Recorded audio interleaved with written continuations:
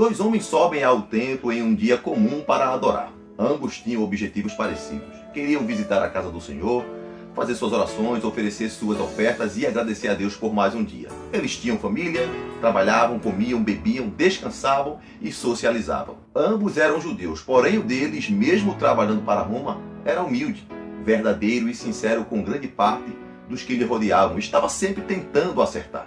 O outro mal se aproximava daqueles que julgavam inferiores, odiava seu antecessor por questões financeiras e procurava sempre corrigir as pessoas. Nessa configuração nós vemos dois pecadores, um que reconhece e outro que não reconhece. Um era devoto da Torá, 5 primeiros livros da Bíblia, radical, que desejava impor às pessoas uma prática que nem ele mesmo conseguia cumprir. Era um membro do farisaísmo surgido no século II a.C., comunidade que costumava se opor àqueles que tinham uma forma diferente de acreditar nas Escrituras.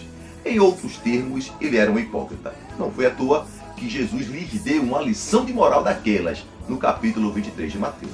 O outro era um homem simples, um judeu crente em Deus que desejava seguir os mandamentos do Senhor, contratado por Roma com o fim de cobrar impostos aos judeus, mas que o fazia pelo trabalho e não por opressão aos seus compatriotas. Estes eram conhecidos como publicanos, classe odiada principalmente pelos fariseus. Na situação em apreço, Jesus coloca dois seres humanos que, embora fizessem basicamente as mesmas coisas no dia a dia, eram necessitados do perdão divino pelos pecados que diariamente cometiam. Um era tido como sábio e santo, o outro era desprezado e visto como um vulgar arrecadador de impostos, desonesto e gatuno, como alguns políticos de hoje em dia. Ele arrecadava para Roma, mas desviava parte dessa renda.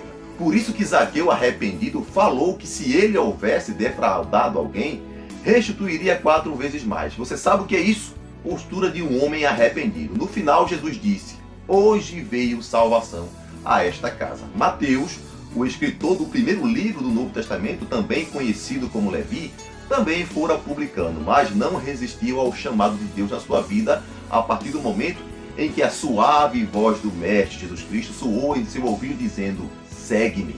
Por isso que Jesus era tão odiado pelos fariseus. Nesta ocasião, Jesus estava na casa de Mateus sendo ouvido por muitos publicanos e pecadores. E como os fariseus não gostavam dos publicanos, achavam que Jesus os favorecia e era tão pecador quanto por se juntar-se a eles. Jesus não compactuava dos seus pecados, ele estava ali para recuperá-los. Mateus e Zaqueu são grandes exemplos disso, fora tantos outros publicanos que a Bíblia não relata. O que eu quero dizer com isso, meu querido, é que embora os dois homens tenham subido ao templo para orar, agradecer e etc., apenas um deles foi pedir perdão pelos seus pecados. De um lado, um homem magoado desabafava dizendo: Senhor, obrigado, pois eu não sou como certos homens adúlteros, injustos e ladrões, muito menos como este publicano aqui atrás de mim. Eu dou o dízimo de tudo que possuo e jejuo 2 vezes na semana. Já do outro lado, um homem recolhido no seu canto, de cabeça baixa, batia no peito e humilhava-se dizendo: ó Deus, tem misericórdia de mim que sou um pecador. Jesus conclui dizendo o seguinte: lhes digo que este desceu perdoado para a sua casa, mas o outro não. Porque qualquer que a si mesmo se exaltar será humilhado, e qualquer que a si mesmo se humilhar será exaltado. A humilhação ou a exaltação não é necessariamente pública, isso ocorrerá com a vivência. Você vai ver. Você reconhece a exaltação do publicano no momento em que ele recebe o perdão divino, uma vez que ele pedia perdão na sua oração. Já o fariseu não recebeu a mesma dádiva, porque na sua oração ele não pede perdão, nem denota humildade alguma diante do Criador, quando insiste em mostrar-se justo perante Deus. Mas veja só que coisa.